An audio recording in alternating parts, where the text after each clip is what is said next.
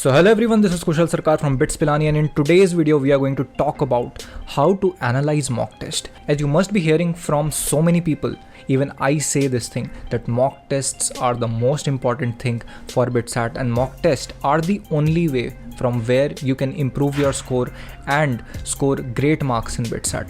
Also, just not the mock test, relevant mock test series is very important. If you don't solve from a relevant mock test series, it's just a waste of time. So a lot of students actually solve a lot of mock tests, but they are not able to improve their scores. They're stuck at a particular score. They are scoring low in mock test. I've seen so many students who just give the mock test, give, but never analyze them properly.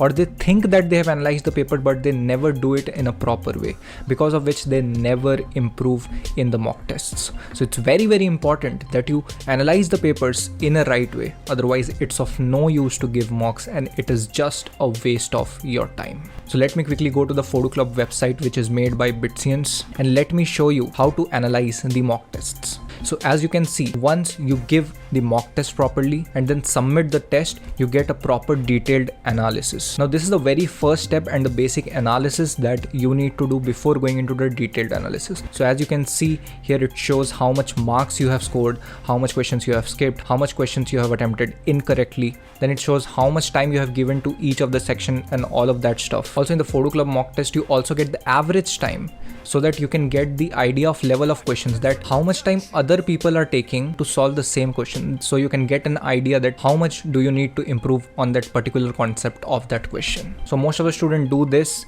go back to the paper, see the solutions, and they're like, ki ho gayi analysis. Now, this is not how to do analysis. 90% of the students leave the analysis here, and that's what is the biggest blunder. Now let me tell you what you need to do after this. So once you have done a basic analysis, now you know where do you stand, what are mistakes that you have done, and what are the questions that you have made the mistakes. You have seen the solutions. And one more tip, just don't see the solutions once the test is over. Actually, after seeing the solutions, again solve it by yourself, then only you will remember the question. नहीं तो फिर से भूल जाओगे तुम question को. So now you have to make a proper copy, a proper notebook where you write down the analysis of each and every part of your paper. So the very first marking that you need to do is that no marking. For those questions which you have attempted correctly within the time limit, then no need to mark the questions. You are perfect in those concepts and those particular questions.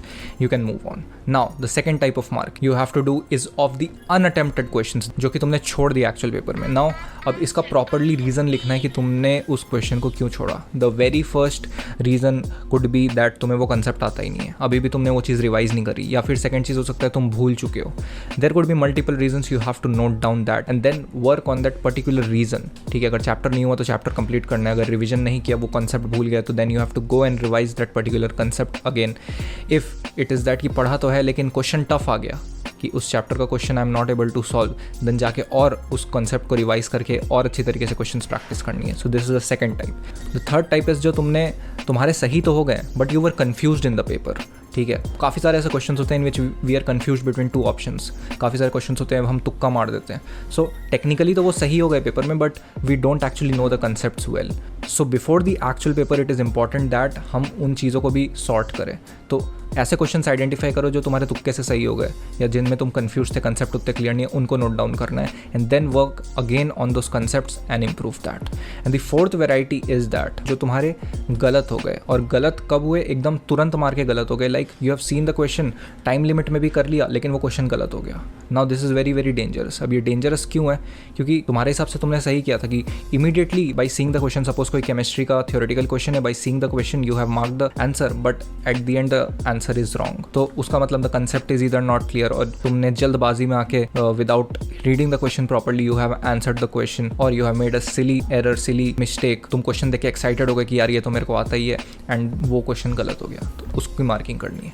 And the fifth type of marking that you have to do is the questions which took longer than usual time, which took more than 2 minutes to solve. ठीक है, अब इसमें भी दो categories divide करनी. The very first category would be the questions जिसमें ज़्यादा time लगा एंड वो सही हो गए. ठीक है, सही तो हुए लेकिन उसमें टाइम लग गया ना. उसका रीज़न नोट करने के, क्वेश्चन एक्चुअली में बहुत लेंदी था.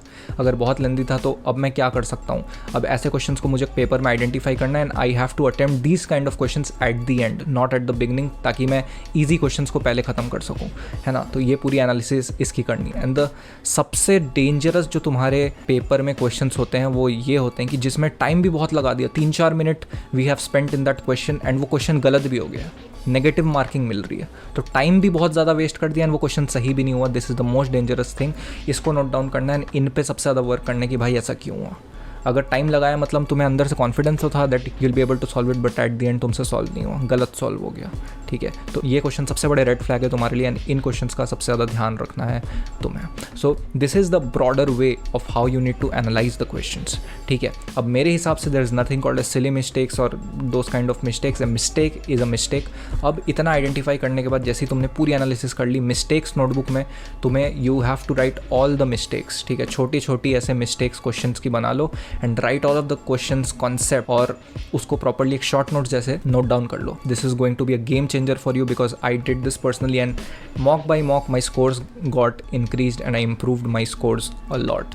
सो सपोज कोई मोमेंट ऑफ इनर्शिया का क्वेश्चन है, रिंग बना हुआ है, यहाँ से तुम्हें मोमेंट ऑफ इनर्शिया निकालना है और वो क्वेश्चन तुम्हारा गलत हो गया। सो जस्ट एक छोटा सा शॉर्ट नोट बना लो उसका एंड साइड में लिख लो कि ऐसा ऐसा दिया था बट मेरे को कंसेप्ट नहीं आता था, एंड तुम जब भी उस क्वेश्चन को वापस देखोगे ना तुम्हें वापस से रिमाइंड हो जाएगा कि यस ये वाला क्वेश्चन आया था, मेरे से ये नहीं बना था, ये वाला कंसेप्ट मुझे नहीं आता था, है ना, और ये कॉन्सेप्ट अब ऐसे होता है मुझे याद है, फटाफट से रिवाइज हो जाएगा। So on a regular interval if you keep on revising this mistakes वाला notebook you will get sorted, बड़ी अच्छी तरीके से तुम्हारा हो जाएगा and you will see a very positive result. Now a lot of students actually ask me that how to minimise your silly mistakes. Now I would just say two things. Silly mistakes is directly proportional to number one thing is calmness. How calm you are, how much do you train yourself to remain calm. और ये calmness कहाँ से आएगी? The more the mocks you give the more calmness you will get. Tough और irrelevant sources से mock देते रहोगे तो कम ही नंबर आने वाले हैं, कभी भी स्कोर्स इंप्रूव नहीं होने वाला है and you will continue to feel demotivated और ultimately पेपर भी खराब जाएगा। So that's why as I showed you Phodu club के mock test are made by Bitsians making them the most relevant mock test series।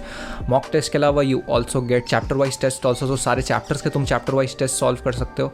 इसके अलावा you get mentorship from Bitsians and an ultimate English LR course, ठीक है। And में English LR course कर लोगे तो at least 70 marks तुम easily score कर सकते हो final day of BITSAT में, which will boost your score a lot।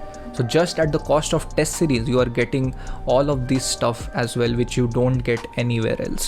So from now, start analyzing mock test in the right way, as I told you in this video. I'll give the link of Fodu Club in the description and the comment box below. Do check it out and enroll now. There is no time to waste. Wish you all the very best. साथ में फोड़ेंगे।